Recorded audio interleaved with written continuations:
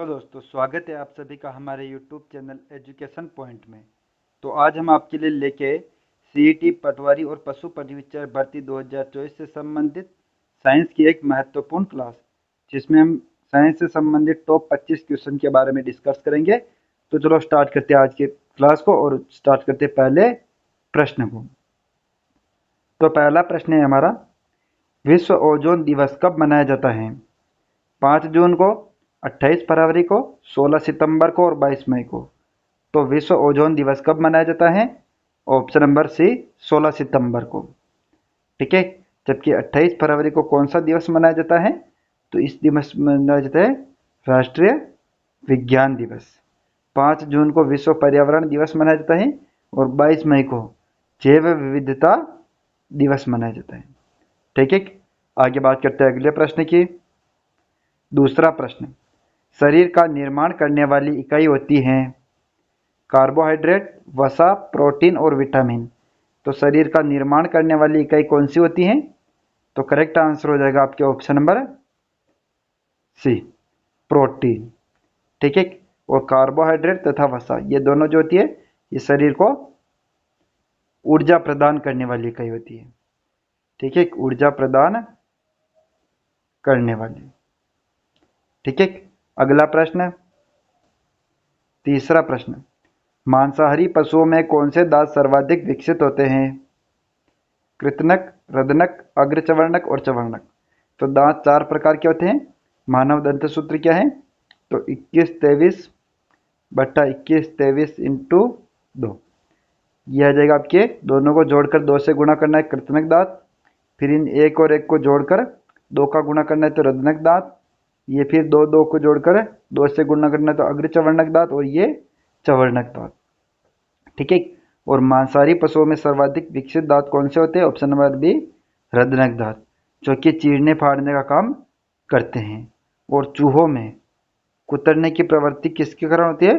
तो चूहों में लगातार कृंतक दांत बढ़ते जाते हैं, जिन्हें खींचने के लिए चूहों में कुतरने की प्रवृत्ति पाई जाती है।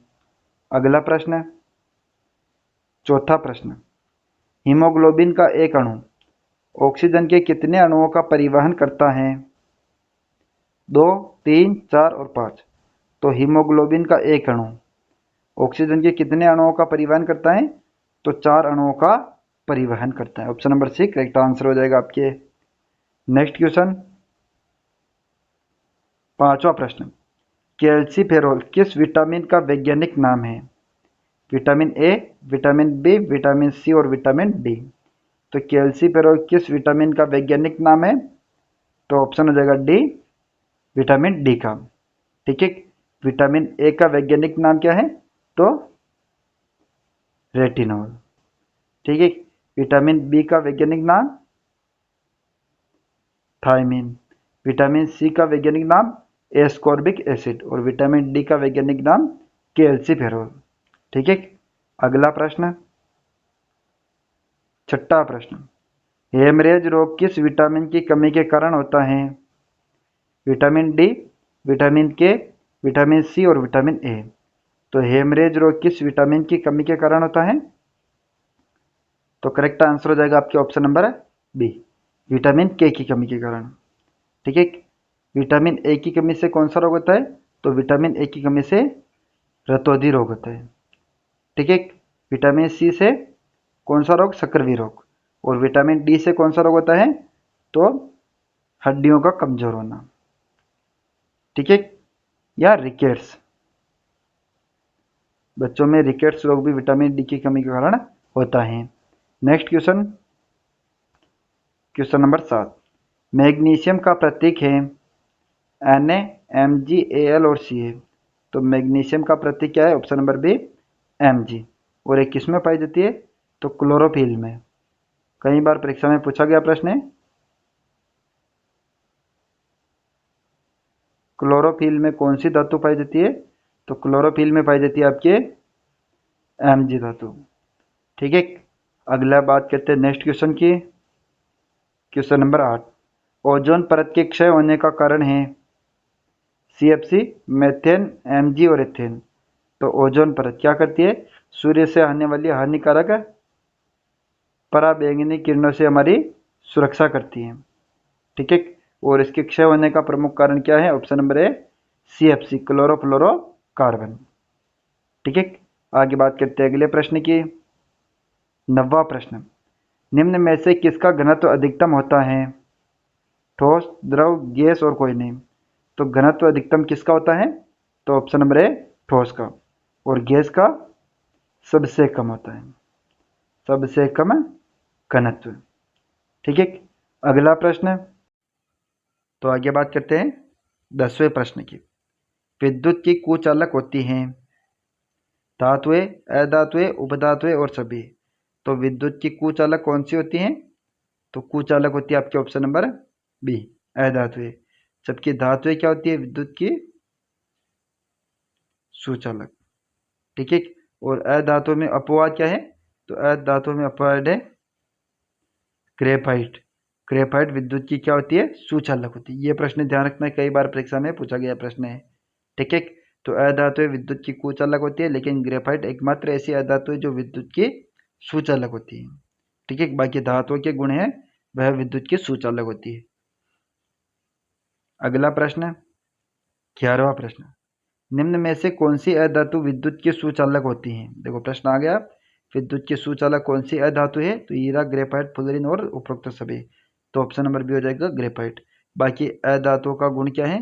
कब विद्युत की कुचालक होती है, जबकि ग्रेफाइट एकमात्र ऐसी अधातु है जो विद्युत की सुचालक होती है। ठीक है। अगला प्रश्न, 12वां प्रश्न, नाभिक की खोज किसने की थी? जेम्स चैडविक, गोल्डस्टीन, थॉमसन और रदरफोर्ड। तो जेम्स चैडविक ने खोज की थी न्यूट्रॉन की। ठीक है। गोल्डस्टीन ने किसकी खोज की थी? प्रोटॉन की। और थॉमसन ने इलेक्ट्रॉन की। और रदरफोर्ड ने ऑप्शन डी हो जाएगा नाभिक की खोज की थी। ठीक है। आगे बात करते हैं अगले प्रश्न की। 13वां प्रश्न, न्यूटन की गति का कौन सा नियम बलों का मात्रात्मक मापन करता है? प्रथम नियम, दूसरा नियम, तीसरा नियम और चौथा नियम। तो न्यूटन की गति का कौन सा नियम बलों का मात्रात्मक मापन करता है? तो एक ट्रिक याद रखना है, कूम्बा। कू से हो जाएगा गुणात्मक मापन, न्यूटन की गति का प्रथम नियम। मैं से हो जाएगा मात्रात्मक मापन, न्यूटन की गति का दूसरा नियम। और बा से हो जाएगा बलों के बारे में जानकारी, न्यूटन की गति का तीसरा नियम। ठीक है। तो मात्रात्मक मापन ऑप्शन नंबर बी न्यूटन की गति का दूसरा नियम यह करता है। ठीक है। आगे बात करते हैं अगले प्रश्न की। 14वां प्रश्न, किस रोग को जलभित्ति रोग भी कहते हैं? एड्स, गोनोरिया, रेबीज और क्षय रोग। तो जलभित्ति रोग किसे कहते हैं? तो ये कहते हैं आपके ऑप्शन नंबर सी रेबीज को। ठीक है। और रेबीज किससे होता है? तो रेहब्डो वायरस से होता है। यह एक वायरस जनित रोग है। ठीक है। आगे बात करते हैं अगले प्रश्न की। 15वां प्रश्न, सबसे कम तरंगदैर्ध्य वाला प्रकाश है लाल, नीला, बैंगनी और हरा। तो सबसे कम तरंगदैर्ध्य वाला प्रकाश कौन सा है? तो करेक्ट आंसर हो जाएगा आपके ऑप्शन नंबर सी बैंगनी। और बैंगनी प्रकाश का प्रकीर्णन सबसे ज्यादा होता है। ठीक है, सबसे ज्यादा। और लाल रंग का प्रकाश का तरंगदैर्ध्य क्या होता है? सबसे ज्यादा होता है। और प्रकीर्णन सबसे कम होता है इसका। ठीक है। आगे बात करते हैं अगले प्रश्न की। 16वां प्रश्न, पानी के गिलास में रखे पेंसिल का मुड़ा हुआ दिखाई देना उदाहरण है पूर्ण आंतरिक परावर्तन का, विवर्तन का, अपवर्तन का और ध्रुवण का। तो पानी की गिलास में रखे पेंसिल का मुड़ा हुआ दिखाई देना, ये किसका उदाहरण है? तो ऑप्शन नंबर जगह सी अपवर्तन का। ठीक है। आगे बात करते हैं अगले प्रश्न की। प्रश्न नंबर 17, निम्न में से कौन सी एक सदिश राशि है? विद्युत धारा, चाल, दूरी और संवेग। तो सदिश राशि कौन सी है? तो ध्यान रखना है ऑप्शन नंबर डी संवेग, वेग, त्वरण, बल, विस्थापन, ये सभी सदिश राशि है। बाकी विद्युत धारा, चाल, दूरी, समय, कार्य, ऊर्जा, ये सभी अदिश राशियां हैं। ठीक है। अगला प्रश्न 18वां प्रश्न, कोशिका की प्रोटीन की फैक्ट्री किसे कहते हैं? हरित लवक को, लाइसोसोम को, केंद्रक को और राइबोसोम को। तो कोशिका की प्रोटीन की फैक्ट्री किसे कहते हैं? तो ये कहते हैं आपके ऑप्शन नंबर डी, राइबोसोम को। जबकि कोशिका का नियंत्रण कक्ष ये कहते हैं हम केंद्रक को। लाइसोसोम में होते हैं कोशिका की आत्मघाती थैली और हरित लवक को कहते हैं कोशिका का रसोई घर। ठीक है, आगे बात करते हैं अगले प्रश्न की। 19वां प्रश्न, ध्वनि का वेग सर्वाधिक होता है ठोस में, द्रव में, गैस में और निर्वात में। तो ध्वनि का वेग सर्वाधिक होता है ऑप्शन नंबर ए, ठोस में। जबकि निर्वात में ध्वनि का वेग नहीं होता है। और सबसे कम किस में होता है? तो ध्वनि का वेग सबसे कम होता है गैस में। ठीक है, अगला प्रश्न 20वां प्रश्न, धातु, अधातु व उपधातु तीनों किस ब्लॉक में पाई जाती हैं? S block, P block, D block और एफ ब्लॉक में। तो धातु, अधातु और उपधातु तीनों किस ब्लॉक में पाई जाती है? Option number B, P block में जो है धातु, अधातु तथा उपधातु तीनों ही पाई जाती हैं। अगला प्रश्न 21वां प्रश्न, मानव हृदय में कक्षकों की संख्या कितनी होती है? 2, 3, 4 और 5। तो मानव हृदय में कक्षकों की संख्या कितनी होती है? तो ध्यान रखना है, मानव हृदय में ऊपर के दो तो होते हैं अलिंद और दो होते हैं नीले। तो कितने कक्षकों की संख्या होगी? Option number C, 4। ठीक है, अगला प्रश्न 22वां प्रश्न, सार्वत्रिक दाता रक्त समूह है A B O A B. तो सार्वत्रिक दाता कौन है? ऑप्शन नंबर बी, ओ। और सार्वत्रिक ग्राही ये कौन सा रक्त समूह है? तो सार्वत्रिक ग्राही रक्त समूह ए बी। ठीक है, अगला प्रश्न 23वां प्रश्न, मेलेटोनिन हार्मोन का स्रावण किसके द्वारा किया जाता है? पीनियल ग्रंथि, थायराइड ग्रंथि, थाइमस ग्रंथि और पीयूष ग्रंथि। तो मेलेटोनिन हार्मोन का स्रावण किया जाता है ऑप्शन नंबर ए, पीनियल ग्रंथि द्वारा। थायराइड ग्रंथि जो है मानव शरीर की सबसे बड़ी ग्रंथि है और यह स्रावित करती है थायरोक्सिन हार्मोन को। थाइमस ग्रंथि थाइमोसिन हार्मोन का स्रावण करती है, जबकि पीयूष ग्रंथि प्यूटेट्राइन हार्मोन का स्रावण करती है। ठीक है, अगला प्रश्न 24वां प्रश्न, मानव शरीर का तापमान सामान्यतः होता है 80 degree Fahrenheit, 90 degree Fahrenheit, 95.5 degree Fahrenheit और 98.6 डिग्री फ़ारेनहाइट।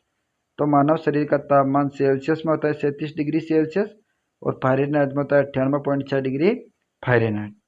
ठीक है, आगे बात करते हैं अगले प्रश्न की और आज के अंतिम प्रश्न की।